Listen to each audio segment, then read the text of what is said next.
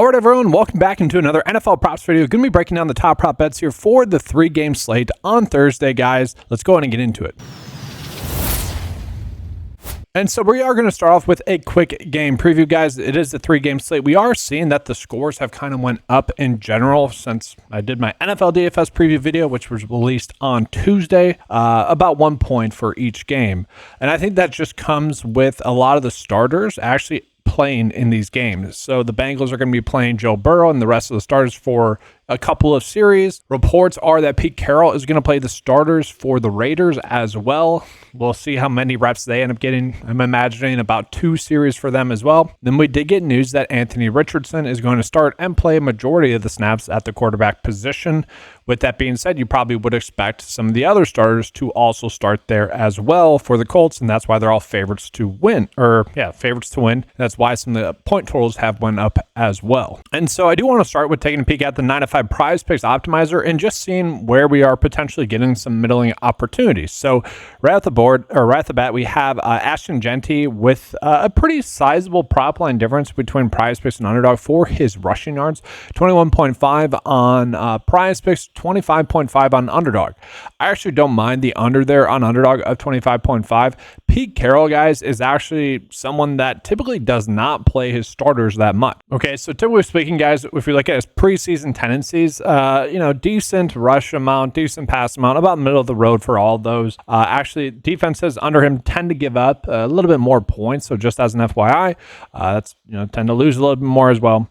But looking at it, he typically does not play his starters that much. It's very much minimal. Game 2 is when you tend to see them play a little bit more, and then game 3 typically not that much in general. So that is something to note and to monitor when we are thinking about placing some prop bets here. And so Genty, again, I do like the under a little bit more on Underdog of 25.5. That's essentially just another rush though, right? Where Underdog is basically giving him another rush attempt. Now, again, they are probably going against backups. I get that. But I don't think the chances of them playing more than 2 series is that great. And how many carries is he going to get then? 5? 5? He could easily get the over 21.5 doing that. I just think getting the over 25.5 is going to end up being more difficult then. Another interesting one that we have here is with Anthony Richardson and his rushing yards of 16.5.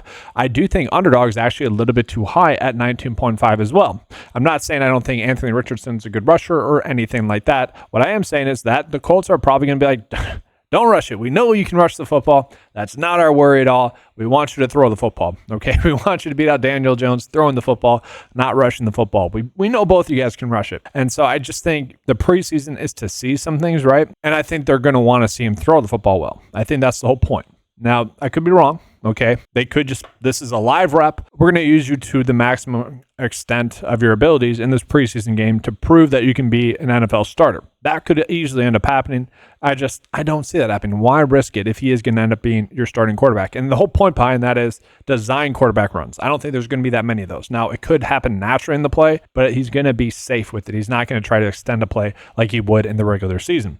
Now, from there, we're not getting as many big prop line differences, so I kind of want to go through it game by game and just talk about the prop bets I like the most. Now, I do want to talk about the quarterback situation here for the Baltimore Ravens. We are seeing Cooper Rush has a prop yard line of 119.5 here for his passing yards. That is on Underdog. On Prize Picks, it's actually a little bit higher, about 123.5 as I'm recording this video. I do find that line to be pretty darn high. I actually don't mind the idea of betting his under and then doing an over for Devin Leary here of over 38.5 passing yards. What Underdog is basically telling us is that they think, and Prize Picks as well with the line, they think that Cooper Rush is going to get a majority of the work, which could end up happening. Don't get me wrong, that could end up happening. I just think the better bet, the more logical bet is bet on both of them to split the half. Okay, Leary playing more in the second half, obviously Cooper Rush playing the first half. I actually wouldn't be shocked to see Leary get all the reps as well. That is something that has happened for John Harbaugh in the past, where he will just have kind of a workhorse quarterback. Okay, when we look at their preseason stats, the issue is that they're a team that typically does not throw the football much. Only 44% of their passing attempts in the preseason, where as opposed to the rushing, they are tending to rush the football more. Okay, and we do see, starters just not expected to play. We already have that confirmed. Derrick Henry's not going to play.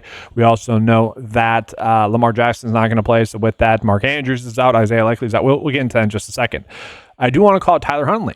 Was kind of a workhorse quarterback for them in 2021. And so if this is a bet that you guys are liking and can buy into, place that bet for his over here, but then on Prize Picks, you would want to begin to Cooper Rush and his under 23.5 passing yards. Now, this has been a line that has fluctuated a lot. It started at about 100 and has moved a decent amount. Now, another surprising line that we are getting is going to be in regards to Anthony Richardson. Okay, he's expected to get a majority of the reps at quarterback for the Colts. Okay, a majority. That being said, Daniel Jones is expected to start in game 2 and get a majority of the reps there in game 2.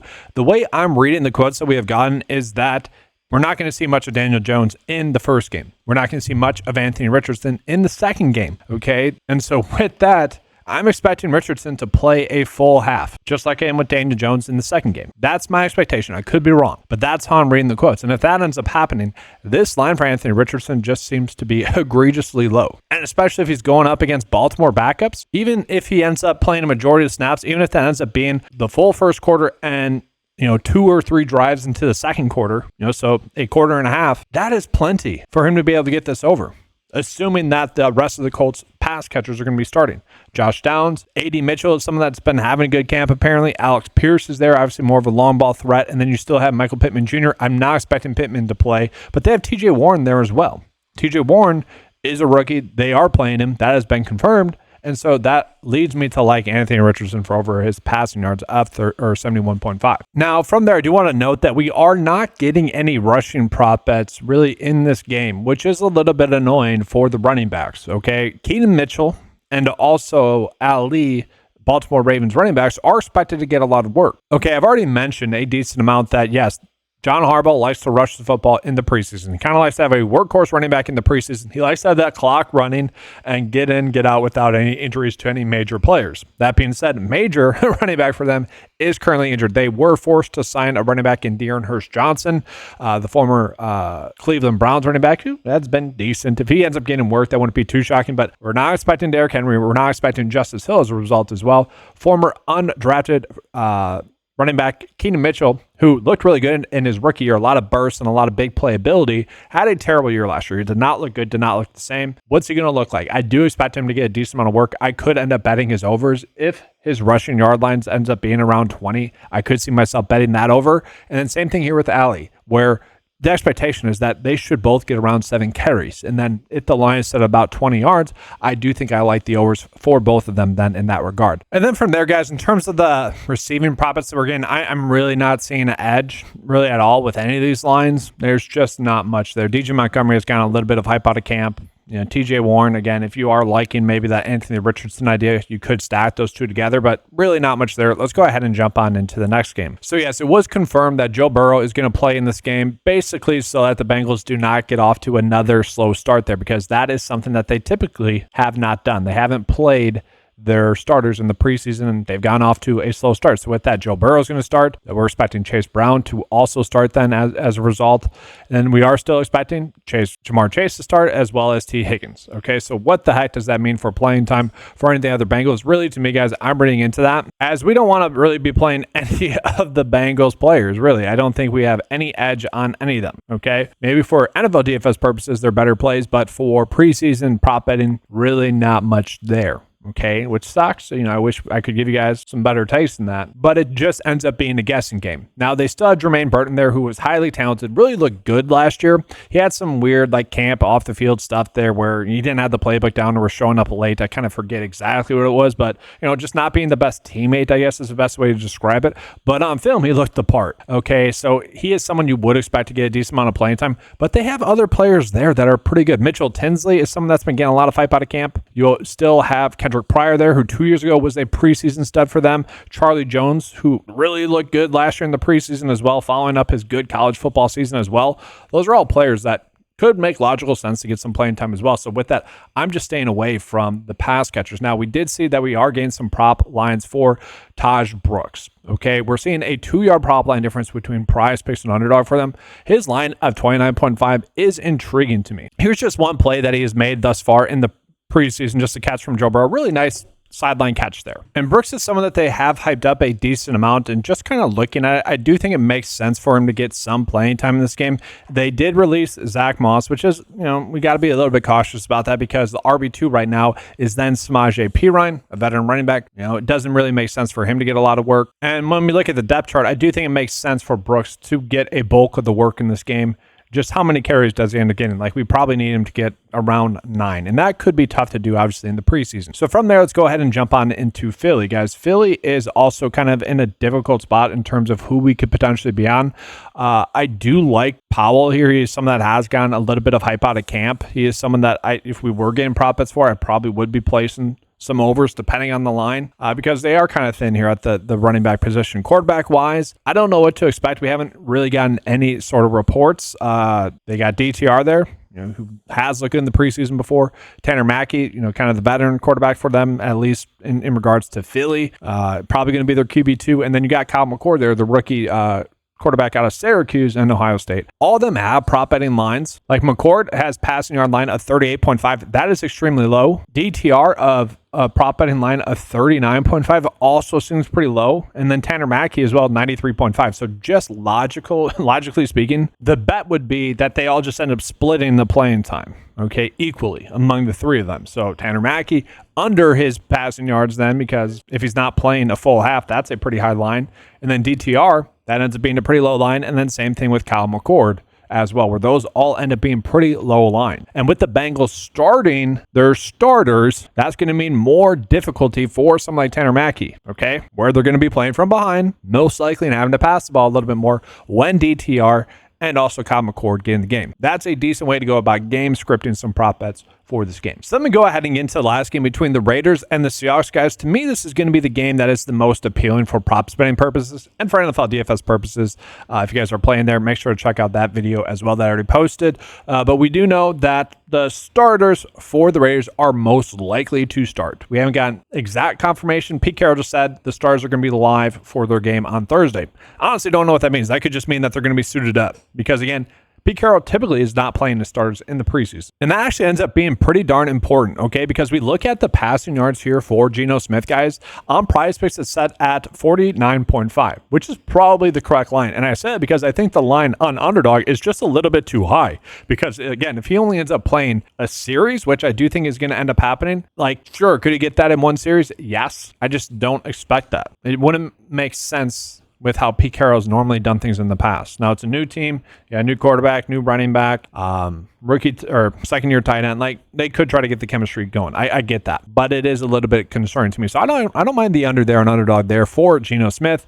Then we look at something like Aiden O'Connell as well, where we are getting some big prop line differences for him as well. This is a bet where earlier in the week, we've actually had some crazy line movement already. I had a lot of Aiden O'Connell unders because it started off at 100, and I'm like, all right, if Geno Smith is playing, if O'Connell's playing, and if they have their other quarterback that they really like, Cam Miller, there as well, who I kind of expect Cam Miller to get the full second half, then I thought his line was a little bit too high. Now, I probably do like the under a little bit more on Underdog as well, because I do think it's going to be maybe more of a run-heavy approach here in this game in general, keep the clock rolling. But I'm probably just staying away from Aiden O'Connell. I did want to show that to you guys because it is a pretty substantial prop line difference. That's about another passing attempt there, another pass completion there. 6 yards is a decent amount when it comes to passing yards. So did want to call it out to you guys, but not going to be a bet that I'm specifically targeting. And so from there, let's just take a peek at some of the prop bets, the other prop bets that we were getting here for the Raiders. Genty, I don't really want to touch, guys. I already kind of mentioned I'm probably more on the underside. So if we're just not betting on the stars to play that much,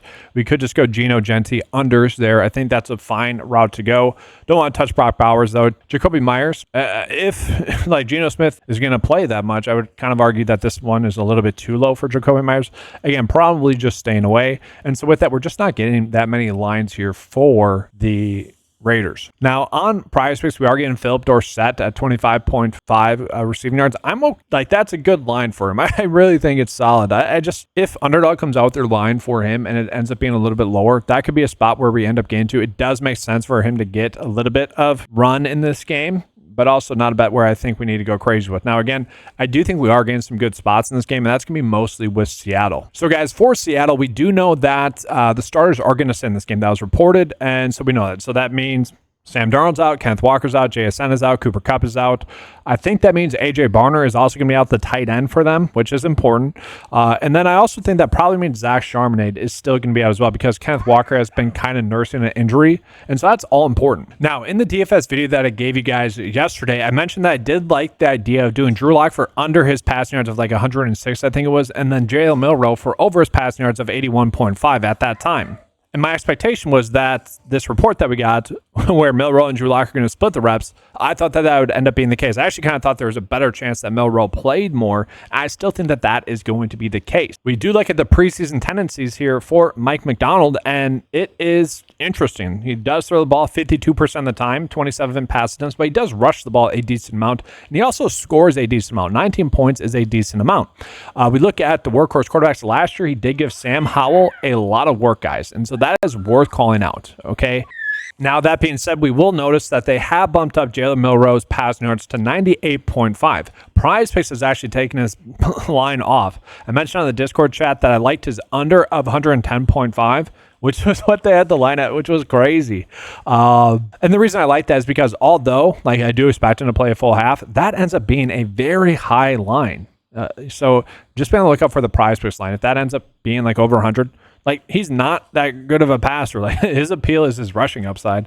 And so, yes, I do think at 98.5, I think that's the correct line. I think I would rather be betting on his under if Prize Picks has that high of a line. That being said, for Drew Lock, yeah, it is still at 106.5. I don't know if I would say I necessarily see an edge either way here with Drew Lock. If he does end up playing a full half with a couple of series against the Raiders starters, that is a little bit worrisome. I probably still would be more inclined to bet on his under of 106.5 passing yards. Now, guys, we have noticed that Underdog has been giving us higher lines in some spots where they probably shouldn't be for the most part. That changes with George Holani, who is a Seahawks running back, and he is someone that does make sense to get some work. And so I do like the idea of betting his over of 21.5 rush yards, because if we look at their depth chart, they're really only two running backs. That makes sense to get some work here for the Seahawks. One is going to be him. The other one is going to be Damian Martinez, who has gotten a bunch of hype out of camp. I do think that they're going to give a good, honest look at Martinez in this game, seeing maybe which role he could end up in. I kind of expect him to get the most work, and that's why we are seeing his lines be a little bit higher than Holani, but Holani is someone that should get around 7 carries as well. That's what I'm betting on here. I'm betting on these two running backs to get 7 carries. If I end up being right about that, then we should end up being correct about their overs here as well for the over rushing yards, specifically more so on Underdog. Now, another player that's been getting a lot of hype out of Seahawks camp has been Torrey Holton, guys, okay? And this is a spot where, again, it makes sense for him to get a decent amount of work. He is trying to prove himself on the team. It does make sense for them to give him some looks as well. So I don't mind the idea of doing his over 22.5 receiving yards. I do think that ends up being a spot where we are getting some good playing time, and we are giving a guy that they do want to give a true look for. He's a rookie that they drafted, and it makes sense for him to play with not only Drew Lock, but also Jalen Milroe as well. So there's not like a stacking opportunity, I would say, there with the quarterbacks per se, but he's someone that I do like for his over. It does feel like we're forcing a little bit. Like, I like some other spots better, but I do think we could end up just stacking this game in general, and that's where we could get to him a little bit more. And then I do just want to mention the rookie tight end. We were getting prop bets for him. I think it was about 17.5 receiving yards, which did feel pretty right. We don't know his playing time. I do think he's going to end up technically being a starter, but just be on the lookout for any lines that might seem suspicious with him. Like at 15.5, I probably would be betting the over for him, but I did want to call that out. So with that, guys, we are about to get into the bet of the day, but if you guys are enjoying this coverage, make sure to give a like on the video, subscribe to the channel if you guys have not done so before. If you guys would like access to that Prize Picks Optimizer, the Underdog Optimizer, or any of the other tools that are available on 9to5sports.com, head on over there and get access to all the tools for a low monthly cost of $10 a month. With that, let's go ahead and get into the 9to5 bet of the day for this 3-game slate. And so just a simple 2-slip bet for Prize Picks. Again, doing Cooper Rush because I like his under in the sense that he's going to be going against starters with the Colts. Also, I think he's going to end up just playing a half of football. And I actually think there's a greater chance that Devin Leary ends up playing more snaps than Cooper Rush. I could be completely wrong about that. And maybe you could end up hedging it by betting his over on Underdog if you guys do not like that take. And we also have Taj Brooks. I do think it makes sense for him to get a pretty sizable workload in this game. Could end up being wrong about that, but just given the game script where I am expecting the Bengals to be able to get a lead with their starters against the Eagles, that should promote more of a run-heavy script later on in the game when Brooks is on the field. And then looking at it on underdog guys, again, I am more betting on the Raiders starters to not play all too much. The concern would be that the live reps ended up being that they're just going to suit up and really not play all too much. Maybe they end up getting one series and they could all get their overs there. I don't expect them to play that much. I could be completely wrong about that as well. That's the name of the game in preseason, is trying to predict playing time. And we do that by using, quarterback or coaching tendencies. And Pete Carroll just typically does not play the starters that much. And then with that, I do really like the idea of getting to the two Seattle Seahawks running backs. They're just two players that make sense to get a decent amount of playing time.